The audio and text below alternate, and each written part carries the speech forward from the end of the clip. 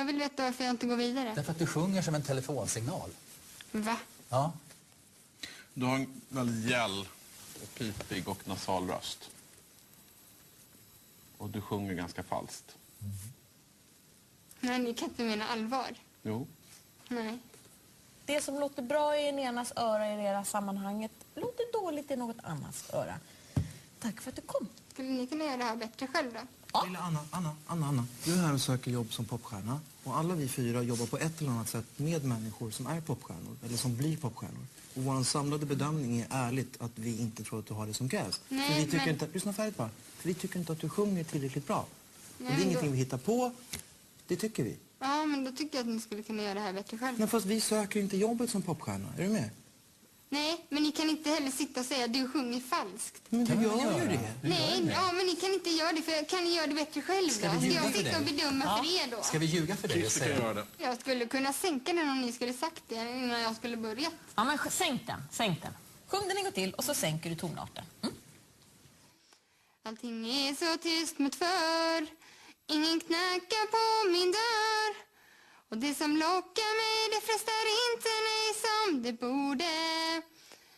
Inget roar mig just nu. Ingen annan, bara du.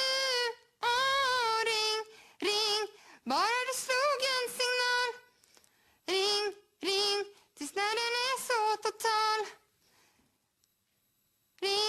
Ring, skingrar en oro som mal. Om jag fick en signal tog jag ett språng. Hjärtat gjorde en volt, ding dong, bing bong. Om du ringde en endaste gång. Men lilla älskling, lyssna. Du sjunger inte bra. Du gör inte det. Det gör jag visst det.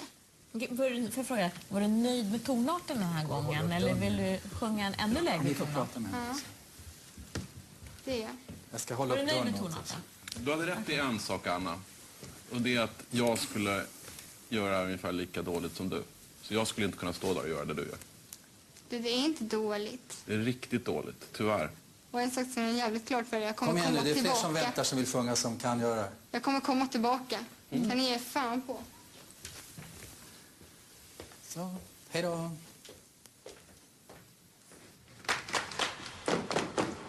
Jävla idioter där inne. Jävla fucking jävla kuk! Jury! Back in the 1690s, there were only 2 countries on the island of Great Britain, the Kingdom of Scotland and the Kingdom of England. England and the other great European powers were doing rather well for themselves by expanding their empires through the cunning use of flags. Scotland had no empire but wanted to join in the game and thus needed to establish a colony of her very own. But where to build it? Panama, declared Scotland. She imagined the colony's strategic location would make trade with the Far East safer and faster by eliminating the long journey around the hazardous Cape of Good Hope and Cape Horn, where both wind and wave delight in smashing ships against the rock and ice. Who will lend me the money to make this great idea a reality? Asked Scotland. No one was the answer. Instead of helping, the European empires started trade wars with Scotland to limit the power of their future rival. So poor Scotland had to fund the project herself. She gathered up all the money she could, literally put it all in a big box, and, capital thusly raised, sent off a colonial ship. £400,000, 8,000 kilometers, and 111 days later, 2,500 Scotsmen landed on the shores of Panama, named it New Caledonia, and immediately discovered a few small problems with their plan. First, the mountains on the western side of Panama were a wee bit larger than expected, making overland trade pretty much impossible. Even if they had thought of building a canal, the technology to do so was still 200 years away. Second, the woolen goods brought to trade with the locals were useless in the endless heat and humidity. Third, the Spanish conquistadors had already planted flags on the sandy beaches and weren't too happy to see the Scots arrive. And fourth, without adequate supplies, diseases such as the perennial tropical favorite dysentery spread quickly. 2 years and 2,000 dead Scots later, they abandoned the project. Now, this wasn't the first failed attempt at a Scottish empire. Early colonies had been tried and abandoned in Nova Scotia, New Jersey, and Carolina, but the Panama debacle was particularly devastating to Scotland because she was overinvested. Remember that money in a box? Turns out it was a fifth the wealth of the whole country. Oops. Scotland's sudden impoverishment proved a golden opportunity for the Kingdom of England, who was growing increasingly worried that her neighbor to the north would ally with an enemy. England offered Scotland a deal that would reimburse Scotland for her losses if she voted for union. In 1707, Scotland agreed, and the Kingdom of Great Britain was born. While the surrender of independence was unpopular in Scotland, her economy improved with access to the once English, now British trade routes, and she played a formative role in what would soon be the largest empire in human history. That being said, still more than 300 years later, Scotland has never fully given up her national identity and thoughts of independence.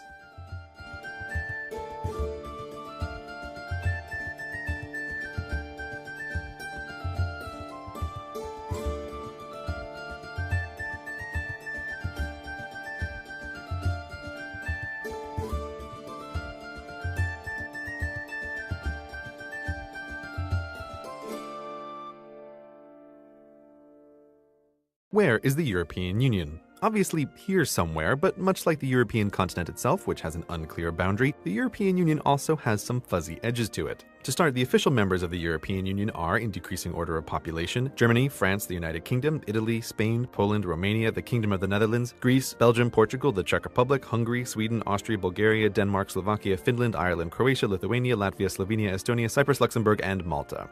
The edges of the EU will probably continue to expand further out as there are other countries in various stages of trying to become a member. How the EU works is hideously complicated and a story for another time, but for this video you need know only 3 things. First, countries pay membership dues, and second, vote on the laws they all must follow, and third, citizens of member countries are automatically European Union citizens as well. This last means that if you're a citizen of any of these countries, you are free to live and work and retire in any of the others, which is nice, especially if you think your country is too big or too small or too hot or too cold. The European Union gives you options.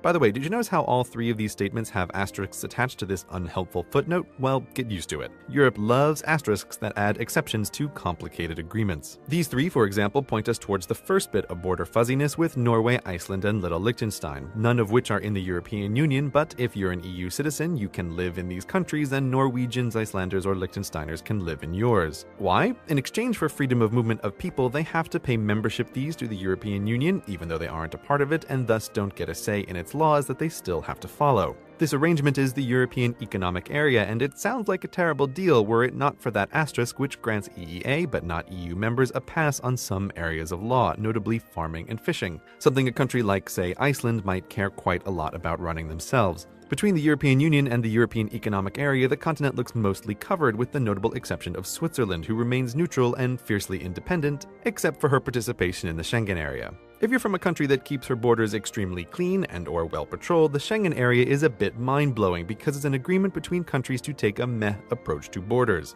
In the Schengen area, international boundaries look like this. No border officers or passport checks of any kind. You can walk from Lisbon to Tallinn without identification or the need to answer the question business or pleasure. For Switzerland, being part of Schengen but not part of the European Union means that non-Swiss can check in any time they like, but they can never stay. This kumbaya approach to borders isn't appreciated by everyone in the EU, most loudly the United Kingdom and Ireland, who argue that islands are different. Thus, to get onto these fair isles, you'll need a passport and a good reason. Britannia's reluctance to get fully involved with the EU brings us to the next topic, money. The European Union has its own fancy currency, the euro, used by the majority but not all of the European Union members. This economic union is called the Eurozone, and to join, a country must first reach certain financial goals, and lying about reaching those goals is certainly not something anyone would do. Most of the non-Eurozone members, when they meet the goals, will ditch their local currency in favor of the euro, but 3 of them, Denmark, Sweden, and of course the United Kingdom, have asterisks attached to the euro section of the treaty, giving them a permanent opt-out. And weirdly, 4 tiny European countries, Andorra, San Marino, Monaco, and Vatican City, have an asterisk giving them the exact reverse, the right to print and use euros as their money despite not being in the European Union at all. So that's the big picture. There's the EU, which makes all the rules, the Eurozone inside of it with a common currency, the European Economic Area outside of it where people can move freely, and the selective Schengen for countries that think borders just aren't worth the hassle. As you can see, there's some strange overlap with these borders, but we're not done talking about complications by a long shot, once again, because empire. So Portugal and Spain have islands from their colonial days that they've never parted with. These are the Madeira and Canary Islands off the coast of Africa and the Azores well into the Atlantic. Because these islands are Spanish and Portuguese, they're part of the European Union as well. Adding a few islands to the EU's borders isn't a big deal until you consider France, the queen of not letting go. She still holds on to a bunch of islands in the Caribbean, Reunion off the coast of Madagascar, and French Guiana in South America. As far as France is concerned, these are France too, which single-handedly extends the edge-to-edge distance of the European Union across a third of the Earth's circumference. Collectively, these bits of France, Spain, and Portugal are called the outermost regions, and they're the result of the simple answer to empire: just keep it. On the other hand, there's the United Kingdom, the master of maintaining complicated relationships with her quasi-former lands, and she's by no means alone in this on such an empire-happy continent. The Netherlands and Denmark and France, again, all have what the European Union calls overseas territories. They're not part of the European Union, instead they're a bottomless well of asterisks due to their complicated relationships with both the European Union and their associated countries, which makes it hard to say anything meaningful about them as a group, but in general, European Union law doesn't apply to to these places, though in general the people who live there are European Union citizens because in general they have the citizenship of their associated country, so in general they can live anywhere in the EU they want, but in general other European Union citizens can't freely move to these territories, which makes these places a weird semi-permeable membrane of the European Union proper, and